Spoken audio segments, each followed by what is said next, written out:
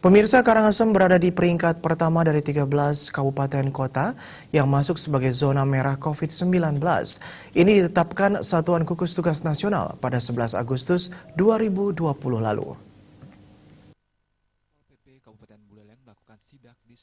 Bupati Karangasem I Gusti Ayu Mas Sumatri pun angkat bicara. Pada 12 Agustus 2020, ia menjelaskan ada beberapa indikator penilaian yang menjadikan Karangasem berada di posisi tertinggi. Dari epidemiologi, yaitu lonjakan kasus, kedua dari surveillance kesehatan masyarakat, pelayanan kesehatan dan sumber dari COVID-19.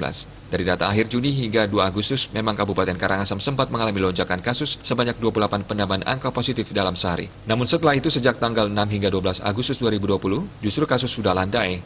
Angka kesembuhan cenderung lebih tinggi dari penambahan positif. Jadi penilaian itu adalah berdasarkan kasus 2 Agustus 2020. Bupati Mas Sumatri meminta masyarakat tidak perlu khawatir. Yunda Denpos melaporkan.